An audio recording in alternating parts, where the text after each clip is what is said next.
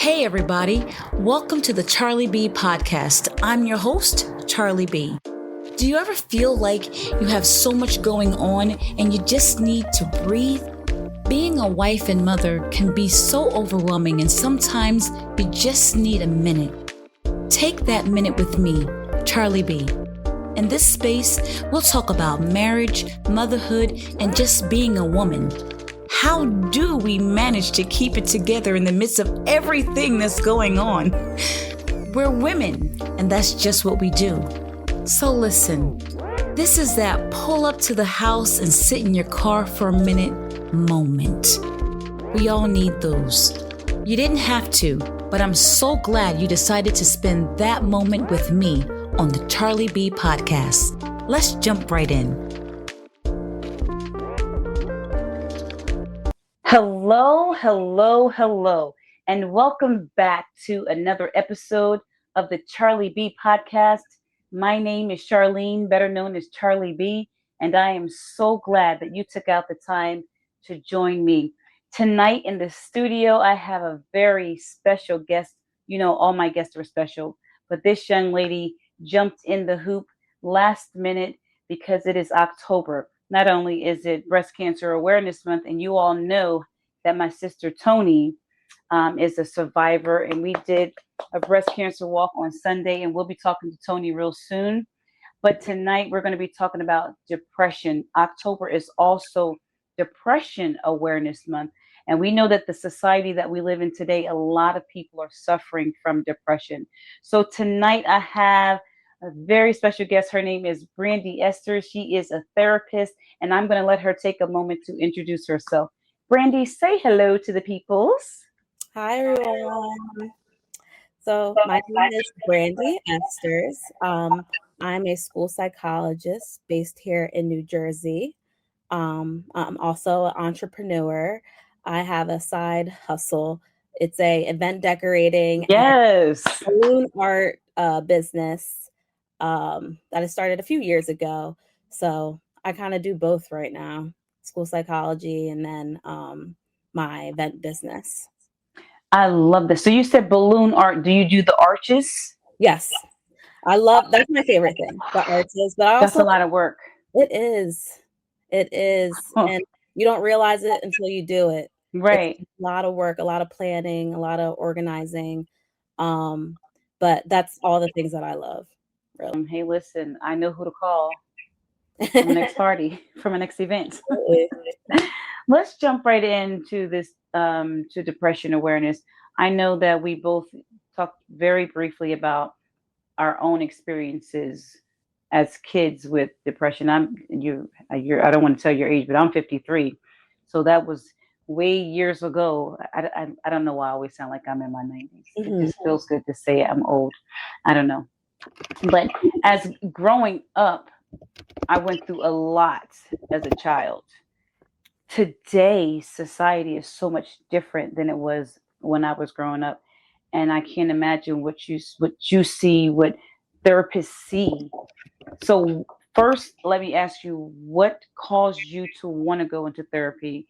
And what are you seeing now that doesn't have you running for the hills like, I'm out of here? Right. Okay. So when I was in high school, I knew I wanted to be a teacher, actually. Like a teacher? A teacher. I wanted to be a teacher. I loved teachers. I loved playing teacher. I loved playing school. At my house, we used to have this playroom, and me and my sister, I would have her in there. I would teach her things. I would have homework. I would make her lunch. I would give her recess. She probably. Oh my gosh! She's how old? How much younger is she? She's 3 years younger than me. Oh my gosh, that is so cute. So I'm 29. She's 26. Love it. But yeah, it was like school boot camp at my house. And then as I got older, I kind of was like, do I really want to like be with kids all day? Right. You know, in a classroom with kids all day. Nothing against kids. I love them dearly. They're my family. But it got to a point where I was like, okay, well, what else can I do? And I've always loved psychology. Like I've always loved like the brain and like Right. learning how the brain works. And I was always very like in touch with my emotions too. Mm-hmm. Um, and so when I came across, just looking up like different fields for psychology, I came across school psychology and I'm like, oh, wait, this sounds like Wow. amazing. Okay. And then it took me a while, but I learned. So a school psychologist basically is somebody who works with students, families, and teachers to support the social, emotional, and academic well-being of kids. So that means that I help identify learning challenges or mental health challenges. I can provide counseling or like coping strategies, and it's a lot of collaboration with like the teachers and the parents just to Right. make sure that students are supported and that they have what they need to Right. succeed in school and out of school. That is really, I love that. Yeah. I don't even know if I had a school psychologist when I was in school. I probably did. I just never knew No. where. I probably should have been down there a lot more. And it's so funny because like same at my high school, didn't know her at all, didn't realize we had one. And then when I Oh went no. to college, I got my bachelor's in psychology at William Right. Paterson University, and then I got my master's and my educational specialist degree at Rowan. Nice. And during that, I had to do basically a year-long internship. Mm-hmm. Ended up doing my internship at my high school that I went to with the school psychologist that was at my school when I was in high school. Get Never, out of here. yeah, Did yeah. you say hi? My name is Brandi. Who are you? Or did you know the person was there? The thing is, I knew her because I've seen her before, but I never knew what she did.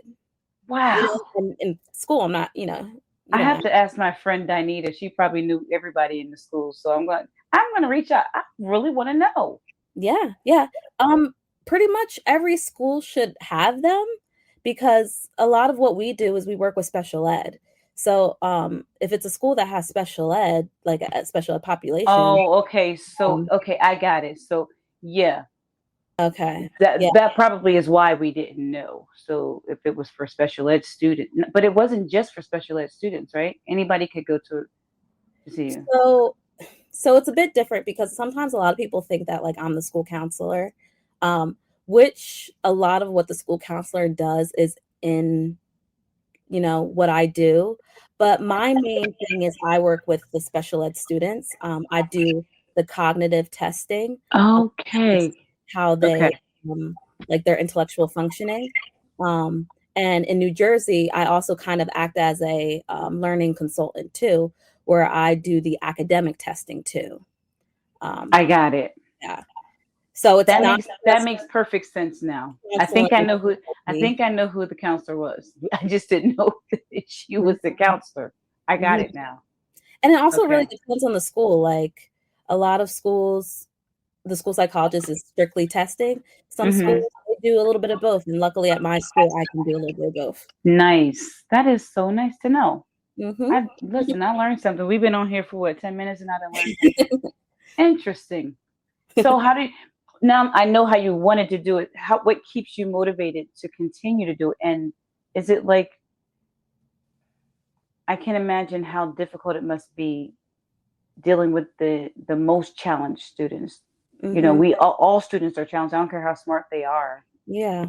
But all students have some. You could be the smartest and the brightest kid, but have a bad home life. Hmm. So what keeps you there? It's really like the kids. It's really That's awesome.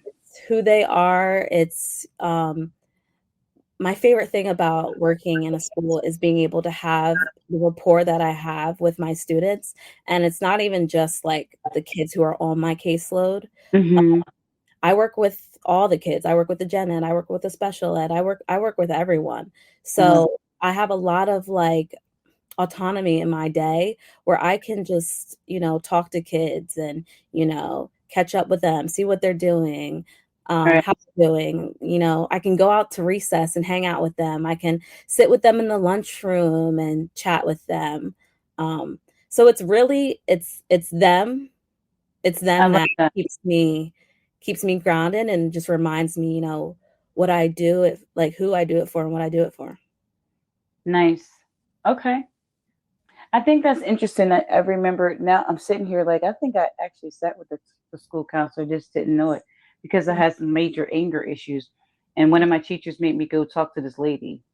And I'm in this room like, this is weird. Where'd this room even come from? And why am I here? Kind of That thing. happens to me all the time.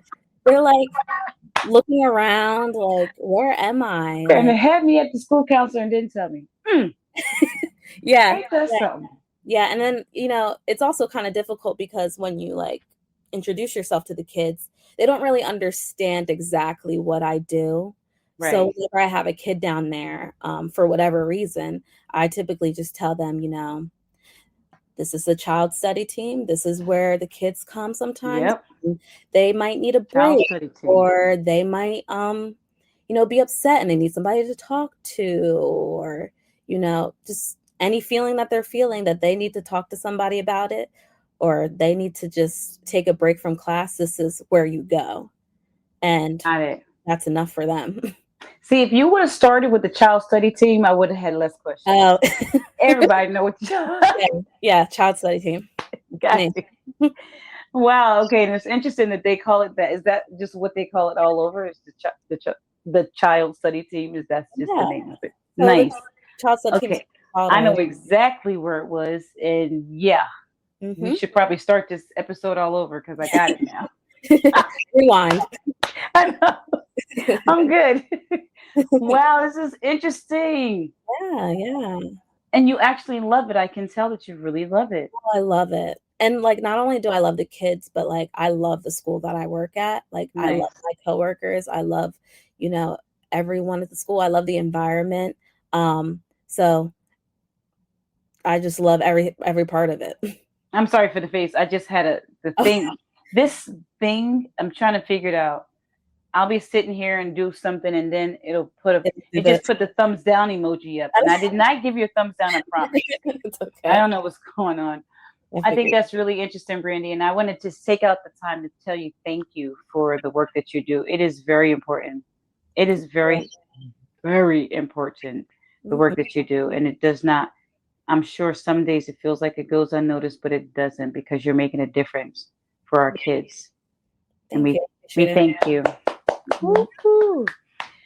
So what's going on with this depression? Yeah. What do It's you think? so, when I was thinking about it, this topic it's important to me because Yeah. seeing how depression can show up in like a lot of different ways in the Yeah. space that I work with, um, Mm-hmm. and people, that I care about, my own experiences with mental health. I think a lot of people suffer in silence. A lot You of them. keep going. Yes. And I feel Most. like they hold it all together. And, I just kind of want to be part of breaking that silence. It matters to me that people know that it's okay to talk about it. It's okay to get help, and that they're not alone. I think it matters that people know, one, that it's okay to be sad. Yep. And two, it's okay to not be okay, Mhm. especially the times that we live in now. Mhm. Um, I saw a huge adjustment, a huge dump or decline during COVID with a lot of people that are normally strong. Mhm. And it just came out. It was like, wow, this person's usually got it all together, and this person usually got it all together. And if they're falling apart, what about the rest of us? You know what I mean? Mhm. So it's like, if you keep quiet, I think that's where where more pain comes from. Mhm. Um, so when you talk about breaking the silence, I think that is so good. Mhm. And if we can get to a place where we can help people understand, let's talk about it. Well, let's talk about that, Yeah. and Yeah. not just let's. let's sit back and say nothing. No, let's talk about that. Let's not sweep over it and act like nothing's going on and keep going and create activities to do. No, let's talk about it. Talk about it. Because if we don't, look at me sounding like a psychologist. If we don't, it's it's gonna be a trigger, right? Yeah. And then as soon as you think you're going la-di-da, something happens and you're right back at it again. Mm-hmm. So how do we break the silence? Right. And I feel like, I feel like we're getting better with that, right? We're getting Okay. better with speaking on it, and we're making it more normalized now. Right. Than I would say, you know, back in my mom's generation and things like that. Child. Ain't nobody talk about depression back then.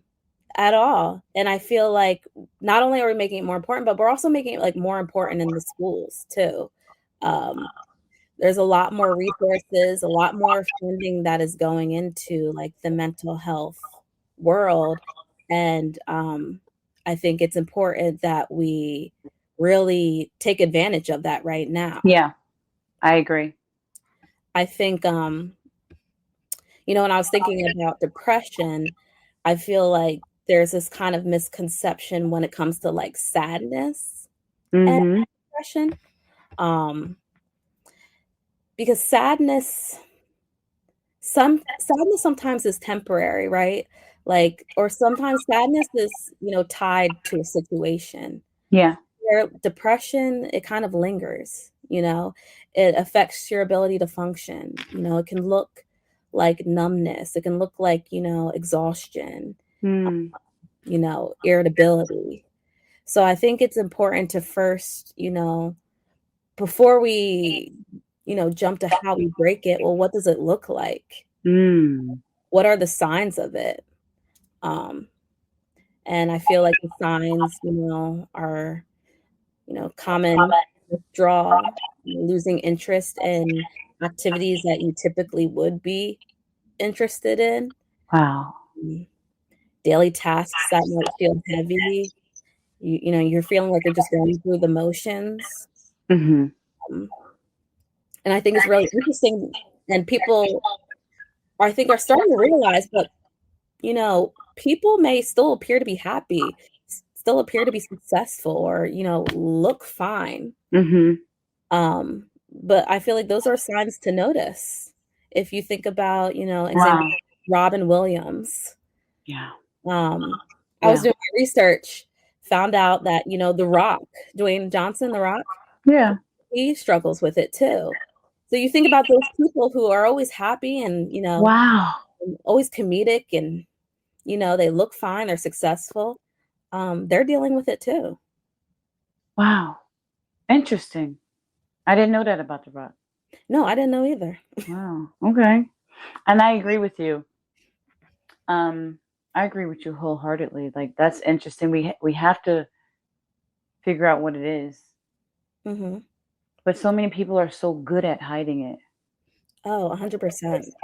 And I think the more attention we give it, sometimes, and I say this respectfully and carefully, but I think sometimes people use it as a weapon. They weaponize and then start accusing instead of taking, and I might be explaining this the wrong way that I'm thinking, because everything is not depression. It's a situation that you got to deal with. You might just need to go apologize to a few people and you're going to feel better. Exactly. You might need to make a few corrections and you'll feel better. You might need to say, Lord, I surrender, and you might feel better. You know what I mean? But if you've done all those things and you're still going through what you're going through, okay. Yeah, then let's look at it. Right. I feel like there's a lot of like what people see versus what I feel. Right. So I'll be transparent. I struggle with anxiety a lot.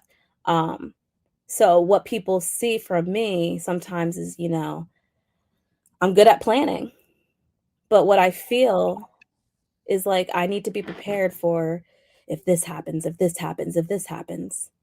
Right. People see that I'm super helpful. But what I feel sometimes is if I say no, people will think I don't care about them. So the same with depression. There's things that people see. You show up to work. Maybe you're in school getting your master's or your bachelor's. You're hanging out with friends. You're still functioning. You know, but inside, you might feel numb or you're forcing yourself to keep going. Wow.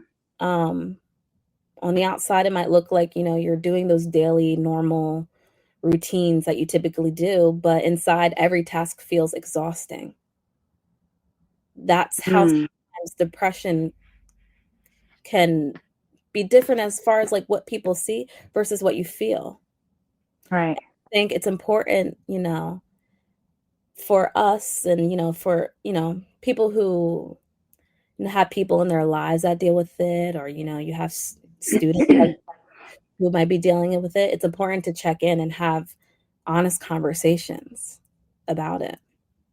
Honest conversations would look like just listening, or are we giving some positive feedback? Well, I would say that it's number one, being present and listening, Mm-hmm.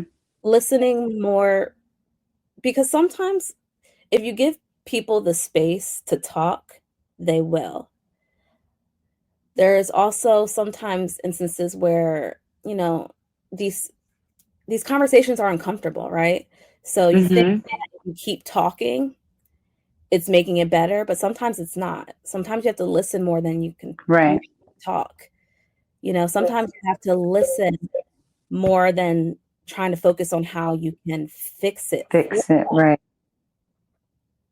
Right. um and then just like trying to avoid minimizing, people's feelings. Like, because sometimes people be like, oh well, it could always be worse, or just be positive. Like, easier said than done sometimes. And you think you're helping. You think Yeah. you're doing what you feel like is best, but sometimes that's Yikes. not always the case. I am a habitual offender of people with stuff because I'm like, child, if you don't go pray, you're going to be fine. Like for instance, if I can say this, Mhm, if somebody tells me they have anxiety, mhm, I will always give a scripture for that. And then mhm, if you say it's because I'm afraid that people will think, and then I'll be like, well, that's their problem, not yours. So why are you in people's problems? Like, I'm that person. So mhm. yeah, I'm gonna work on that Yeah. because for me, some things come easy for me. I am more. I can't even explain. I think as a child, I dealt with so much. Mhm, So much was dumped on me as a child, and people would probably be like, "Yeah, right." But mhm, a lot of things, a lot of people, what a lot of people don't know about me and my family is that it was. When I say rough, I'm not talking about the regular cute little rough. I'm talking about there were times in my household that there were like 40 people living with us.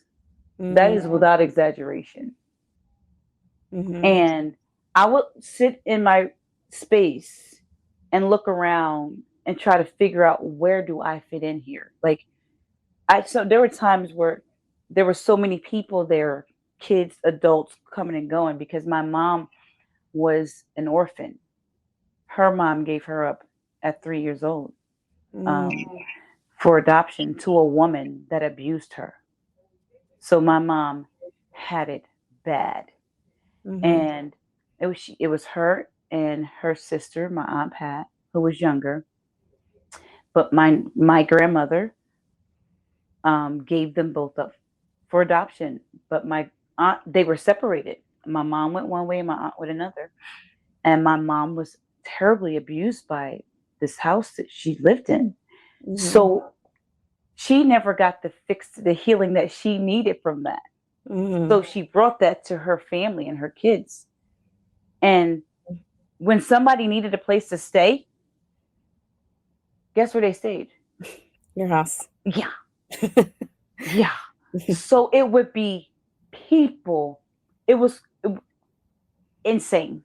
Mhm, And so it made me like I would get so, if some people, maybe I do need therapy. I'm fixed now though. I would get so angry if I had a pen and I would come home and I left my pen like this and I came home and it was like this. I'm going off because somebody touched my stuff. Who touched my stuff? So it's like everybody deals with things different. And I guess where I'm going with it is like I had to learn how to deal, because if in my house, if you went off, you end up getting a whooping. So what did I do? Get a whooping because I couldn't control. So it was just like different things that took place in my home. And I even said that I was going to do an episode about it, because I didn't even know what I was dealing with. Some people was dealing with anxiety. Others were dealing with depression. I was dealing with anger. I had another sister. I have 5 sisters. One of them just didn't deal at all. She would go hide. You know what I'm saying? So it's like we all grew up in the same house, but each of us dealt with things differently, yeah. Because you just never know. Like I said, you could be the smartest kid in school, but you come home to 40 people, and then you got to go to school and deal with that. So it's like you just don't know how to juggle it. You know what I mean? Yeah. So I was always the person like, you know what? If you mad, deal with it. If you sad, deal with it. You're gonna be all right. You know what I'm dealing with? I'll show you a problem. Come to my house, kind of thing. Yeah. I think, and so I was kind of, what my point was, I had to learn how to not minimize other people's problems or other people's issues. Yeah. And like, it's hard, you know, especially when you're dealing with something that, you know, is very, you know, touching to your heart, and then somebody comes up with something and then you're just like, well, you should see what I'm dealing with. It's Right. hard. It's hard for us sometimes to just put ourselves in other people's shoes when shoes are messed up. Right. You know? And a lot of times when I have students who are like, that's so good. Very, very angry, or, you know, can't stand this person, can't stand that person, has it, you know, or is having issues. I take a step back because I'm like, okay, well, what happened this morning? Like that part. How, like, let's rewind from school. Yes. How did your day start? Yep. What did you do last night? Because I had a fight with my brother because he started with me, and then I couldn't find this and I couldn't find that, and my mom hit me and I didn't even do anything, and now I got to go to school. Yeah. It all stems from something. Right. It all stems from something. Right. Interesting. How do you get the kids to talk? Depends. Like, sometimes I have battle boxes, you know, sometimes it's easy.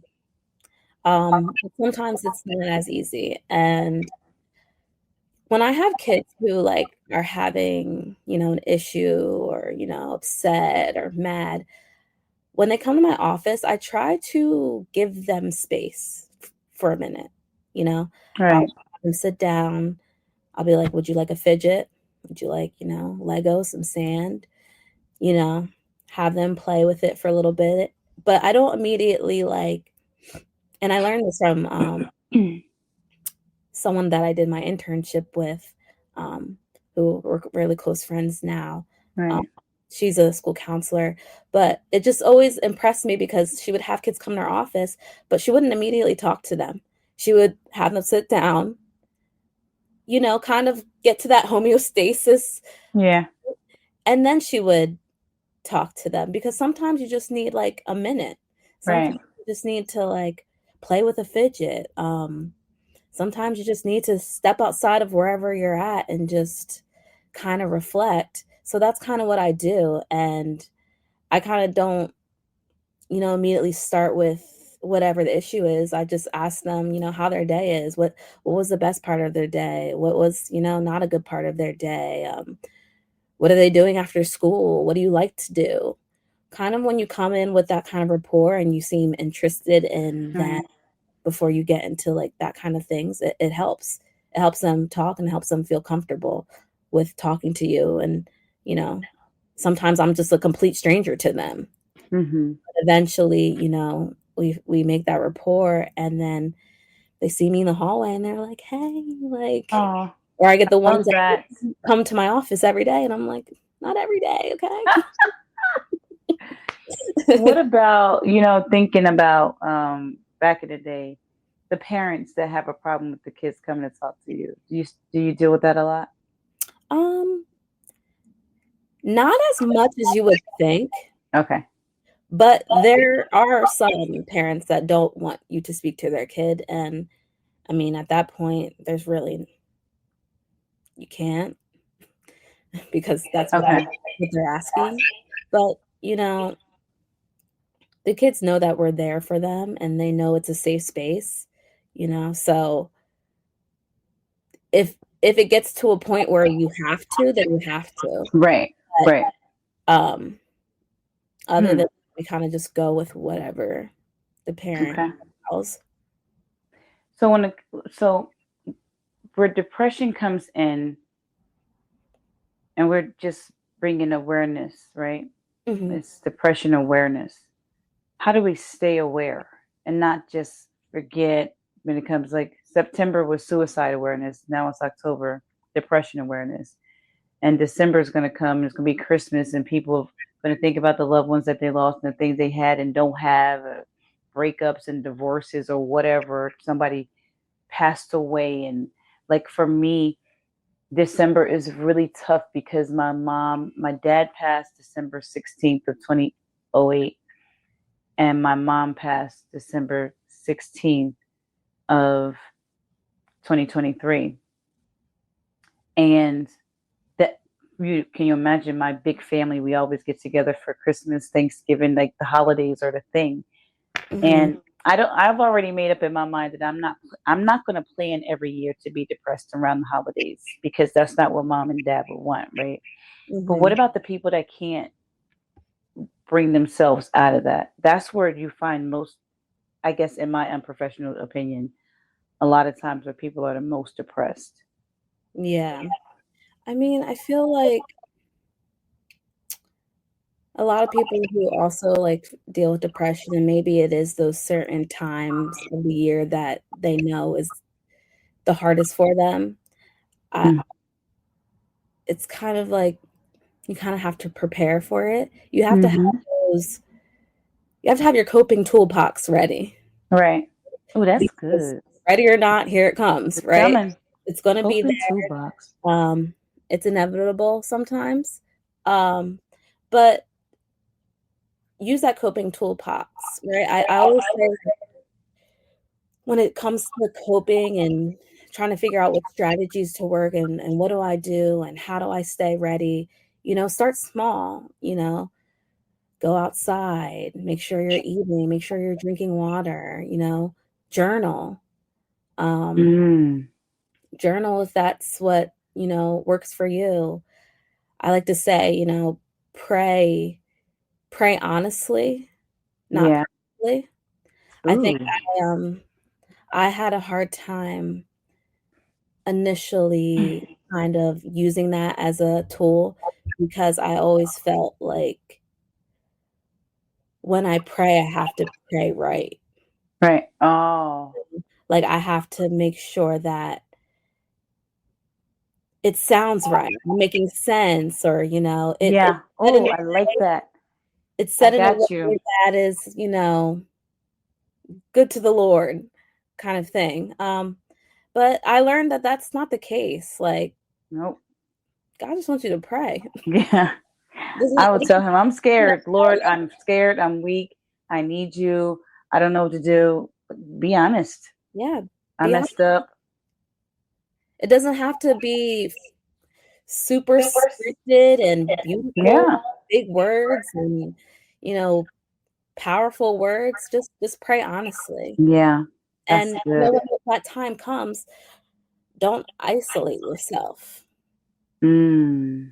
Sometimes that happens. It's the holidays, it's Christmas time. I know people are going to be inviting me to things, and not that you have to go to everything and you have to do Right. everything and be a part of everything, but you have to actively not isolate yourself. Even if you reach out to a close friend, with a small message, hey, like, what's going on? Just checking in. Yeah. Um, what are you doing this Friday? Or, Yeah. healing isn't linear. That's one of my favorite things. Healing isn't linear. Some days are going to be good. Some days are going to be bad. Some months are Mm-hmm. good. Some months are going to be bad. It's just a work in progress. You got to keep going. And you just have to keep going. There's no other, Got to you keep going. keep going. I could talk to you all day. I'll tell my daughter real quick because we're going to wrap it up, and I'm gonna let you give some closing remarks. Mm-hmm. This is really good. I tell my daughter she has a therapist that she talks to, Mm-hmm. and I'm like, how does a person just sit all day and listen to other people's problems? I would be depressed. Like, I wouldn't be able to do that. I'm going to chime in a little bit and tell you about my stuff too. We got to share this. Right. And my daughter's like, she said, I don't know if she's married. I don't know if she got kids. I don't know where she lives. I don't know nothing about that woman. She said she just sits and listens. I'm like, that has to be depressing. Well, and it might, but for some people might be healing. Well, I guess so, because she could be like, well, I don't have her issues. Or there's a healing part that he knows that I'm talking to this person because I'm helping them do something, and that's healing for me. That's good. Oh, you are wise and young. That's really good. Mm-hmm. I wrote down a few things that you said. I like that we can't silence it. We got to talk about it. That's one of the main problems, the silence. And we have to get people to talk about it. Mm-hmm. You deal with kids, but a lot of kids turn into adults. Mm-hmm. And if these things don't get fixed while they're kids, it's just going to keep going, and that it's harder to fix. Yeah. Wow. I think you think I think about my parents, and sometimes I'm like, man, I wish they had got therapy. It wasn't available to them. Mm-hmm. So I thank God it is now. Yeah. Don't feel sorry for them. They made out fine. They had 7 kids that took very good care of them. Mm-hmm. They did. My parents were wonderful, and I'm blessed to have had them. I really am. They made a lot of mistakes, but so do I. Mm-hmm. While being human. Yeah. This was good. I don't even think that we scratched the surface on depression, and I don't think we ever will. But at least we're talking about it, right? We're going to keep talking about it. Say? I said that's the first step. Yep. Talking about it. So give us some closing remarks and some information how we can find you again. I know you did that in the beginning. I don't think I asked you one question on this paper, but that's okay. We got it. I got it. I got it all out. So give us some closing remarks, and yeah, take us home. Yeah, I think just one of the important things that I want to leave with is just being able for people to learn how to cope. I think we talked about a couple of those ways. Yes. Another way is, sometimes we have to seek help. Nothing's wrong with that. That's right. Doesn't mean you're weak. It shows that you're strong. So therapy is a great resource that we have now. There's a lot of therapists out there doing great work, like we said. Yes. Your daughter. For myself, I see a therapist. There's a lot of support lines that are available. And not only that, but sometimes we kind of forget we have people in our corner. That's right. That we have people that we could talk to. So even your friends. And I like to, especially when it comes to faith and, things like that, sometimes that really works for people. Yeah. Sometimes that can bring things out of people. And, faith can support healing, but let's also remember professional help is okay alongside Yes. that. Jesus in therapy. Jesus in therapy. Yes. For sure. JT. For sure. J&T. Yes. Oh, that's good. It's just seriously. The They dynamic can go duo. together. Yeah, you don't, it's not one or the other. It's, let me use all the tools that I can to help myself. Because God is always with us, and Yep. he's there, but it doesn't hurt to take that extra step if you need it. Right. So I want that to be just something that's important that people know. You're not alone. Just because you're dealing with mental health issues doesn't mean you're broken, Or um, crazy. or crazy, or any other those stereotypes Yeah. that people might try to put on you. You're Right. human, That's and right. we're all human, and we all are dealing with our own things. Good. Yeah. That's good. I was telling, my daughter's 19 now. She's the Mhm. baby. And when she has quite a few illnesses, and when her doctor said, Mom, I think it's time for her to talk to somebody. And I was like, listen, we got Jesus. She gonna be fine. Then I went home and I thought about it. And I said, when she had this problem, I took her to that doctor. When she had that problem, I took her to that doctor. So I take her to all these doctors. And now she has this thing going on that I can't fix. So there's doctors for it. Mhm. So why not go to the doctor that can fix it? Because we have a heart doctor and an eye doctor and an ear doctor and a brain that we have all, and the heart doctor don't know what's wrong with the lungs, and the eye doctor don't know what's wrong with it. So use your resources. Absolutely. And that's how I thought about it. I was like, we're going to make the appointment. And she has been talking to this therapist for, wow, probably three years. Oh, wow. And one Nice. time I said to her, see, this is where I need to work. I said, how long you gonna be talking to this lady? She was like, Mom, therapy is ongoing. And I was like, but for how long? When are we gonna wrap this up? Right. She's like, Mom, it doesn't work like that. I'm like, listen, my bad. I was just curious. Yeah, I mean, and I think it's different for people. Like, I've started and stopped and, Yeah. felt good, and then was like, I think I need to go back, Yeah. Like you said, healing isn't linear. What we do Keeps isn't linear. going.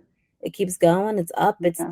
down, whatever you need to do to feel better and to keep moving forward is what you have to do. So that's great that you kind of recognize that for your daughter, Yeah. because you think, like, if I broke my leg, I'm going to go to the doctor, right? Surely.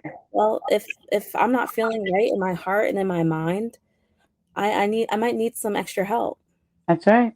Yeah. And they have people that know what they're doing. And clearly it wasn't me. Got people going to school for it. That's right. That's right. And when you talk about Jesus and therapy, my pastor is not a therapist. I go to my pastor for spiritual guidance, but I don't go to my pastor for, now I do. Me personally, this is where I don't fit in that circle, because some people don't feel like they can talk to their pastor about these things, Yeah. because when you're going through something, there are times you don't want to be quoted a scripture. Yes. Like, so, and I believe in the scriptures, but not right now. Right. You know what I'm saying? That doesn't mean you don't believe in God. You don't believe No. in. So that I learned how to just. I'm still working on it though. I'll be like, I got a scripture for you. Hey, and that's okay.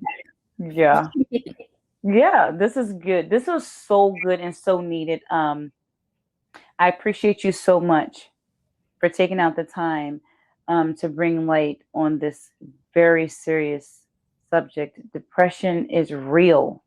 It is real. And don't let anybody minimize it for you. But first, make sure that you're doing the things that you need to do. Sometimes our things are off balance too. We need to go to the doctor, get our checkups, get our blood work done, and make sure everything is right. Make sure everything is right with us, So thank you so much. You already closed out. Once you tell us, you said that the name of your business was BU Events. Can you Yes. spell that for us? Yeah. So BEUYOU events. Right. I didn't want nobody to go be you. So, yeah. Like Brandi Esters BU events. Yep. I love that. I love it. Yay. Brandi, you are pretty awesome. Oh, stop. You're pretty awesome. You are. You are. Thank you. And thank you so much for joining me tonight. Listen, we are closing out the month of October, everybody. We're going to have my sister Anna coming on. Woo! I love my sister Anna. I love her. She's a 3-time survivor. 3 times. Awesome. And still thriving. And we have another therapist coming up as well, because we are going to punch this depression in the face. And we're going to talk about it. We're not going to stay silent. Talk to somebody. We love you. Thank you so much for joining me tonight. Join me next time right here on the Charlie B podcast. Charlie B out. Thank you, Brandi.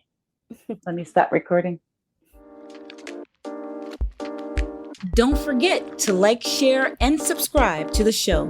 You can also like my page on Facebook at the Charlie B Podcast. Now, before you get out of the car and go to whatever is next, take a deep breath and remember, this is what you were created for. God gave you a different kind of strength, and whatever it is, you've got this. So again, thanks for tuning in. Really, you didn't have to, but I'm so glad that you did. Join me next time right here on the Charlie B Podcast.